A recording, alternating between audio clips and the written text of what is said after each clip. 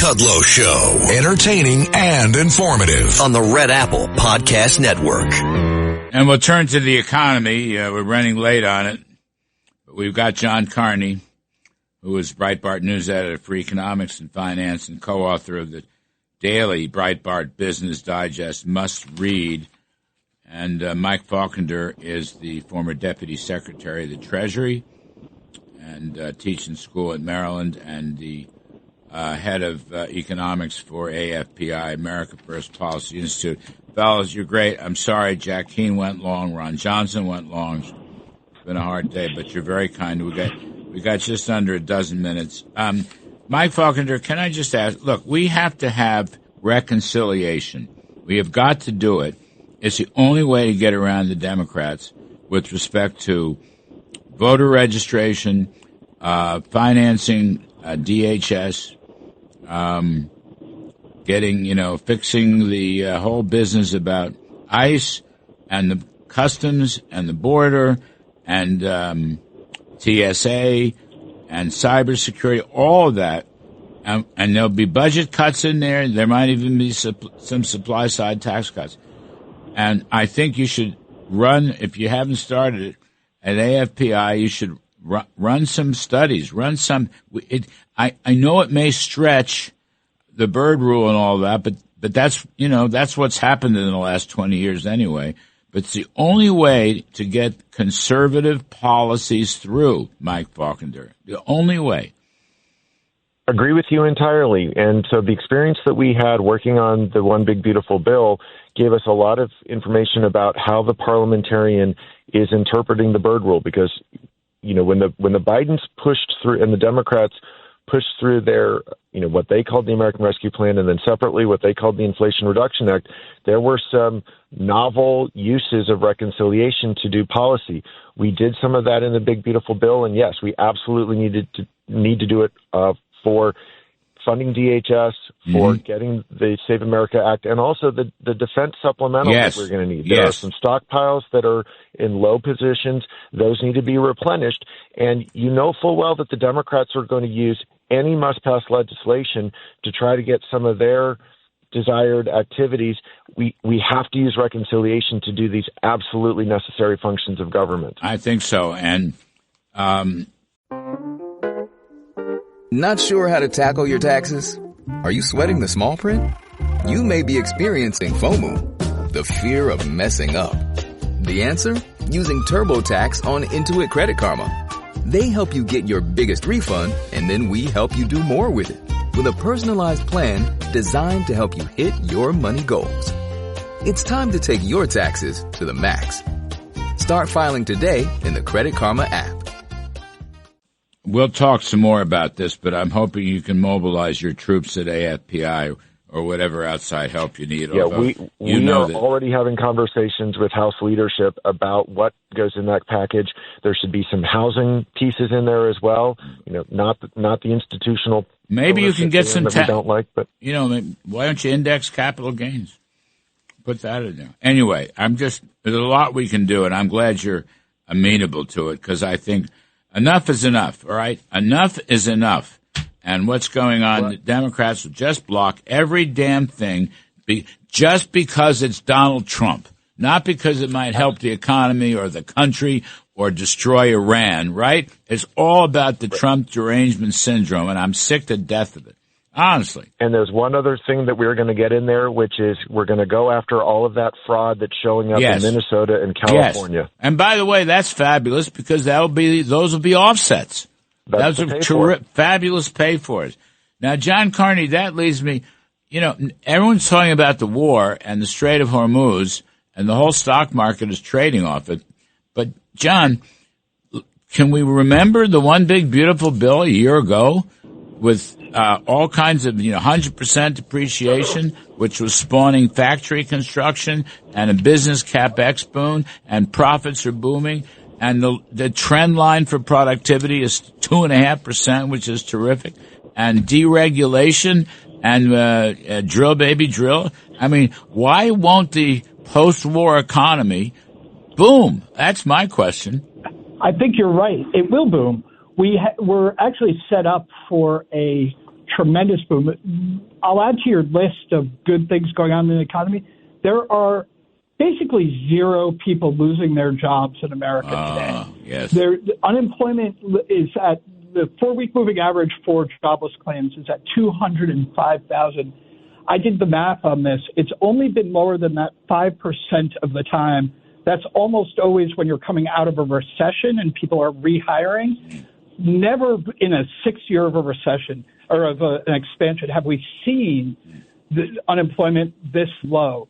That means that people have, one, they're confident, they're not losing their jobs, that there's a lot of demand for labor out there.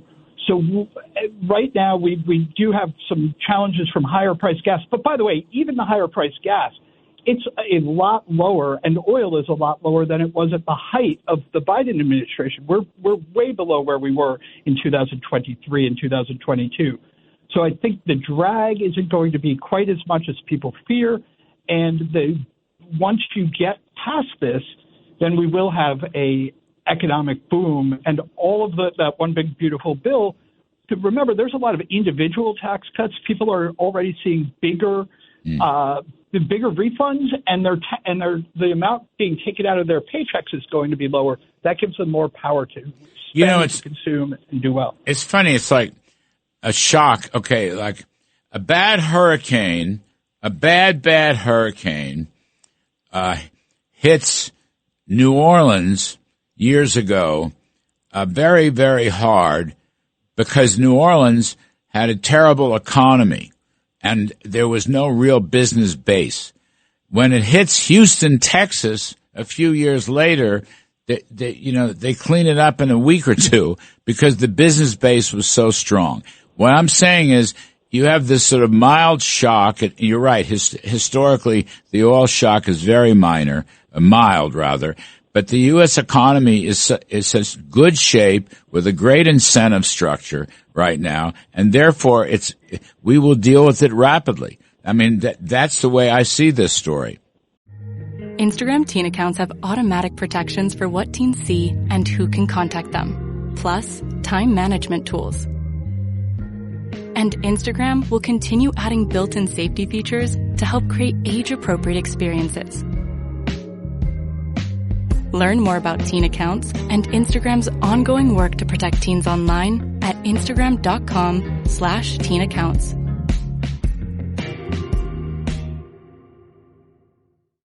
This episode is brought to you by Redfin.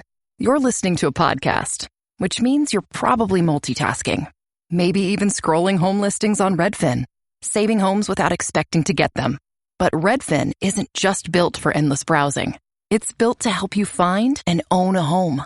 With agents who close twice as many deals, when you find the one, you've got a real shot at getting it. Get started at redfin.com. Own the dream. I think that's right. We're going to see and something you said on the television show the other day, I think makes a lot of sense. If I were, trying to figure out where I want to be in my investment portfolio 6 months from now, I want to be long stock, short oil, because the oil price is going to crash once the Strait of Hormuz is reopened. Yep. It may crash even before that because once people see it's going to be opened, the price will start to come down. And if you look at the profits, corporate profits are way up and they're expected to keep expanding. That's a recipe for a stock market explosion once we get past the fear that's pervading right now. I love that. The expectation.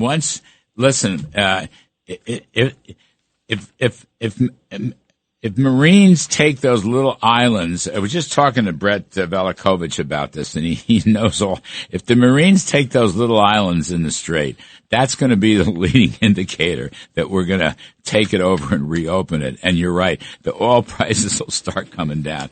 Donald Trump said something really important. He called it the Strait of Trump the other day. And I think that's very important. That's the leading indicator. It tells everybody that that our president is not going to let this last. That's right. He's taking ownership of it. It's the Strait of Trump. That's a signal that oil prices should start to fall now. That's a great point. I forgot about that. Now, last one, Mike Faulkender, at the cabinet meeting, Mr. Trump slammed J. Powell, praised Jeanine Pirro and said that Kevin Warsh is not going to have an office. I just, you and I are great supporters, but I just think he's got this story wrong, and I wish he would straighten it out. I want Kevin Warsh to talk to the public about the reforms he's going to make at the Fed, because they're all going to be pro-growth.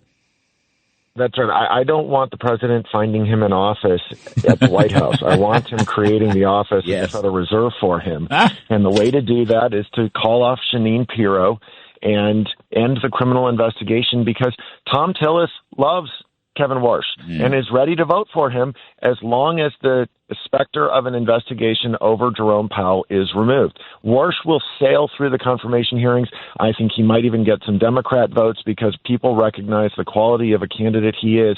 But and the ball is entirely in the hands of Jeanine Pirro and President Trump to remove the specter of an investigation. And let's, as you say on your show every day, #free Kevin Warsh, let's get him into the Fed so that we can get monetary policy complementing fiscal and regulatory policy rather than standing in its way. That's right. I think I don't want Jay Powell to steer the Fed and monetary policy in the post-war period. I do not want that, because he's going to nitpick stuff the way he did with tariffs inflation and the way he did at the last news conference a couple weeks ago. You know what I mean? I want Kevin Warsh's leadership. I want his rhetoric. He'll communicate why America can grow rapidly without inflation, right?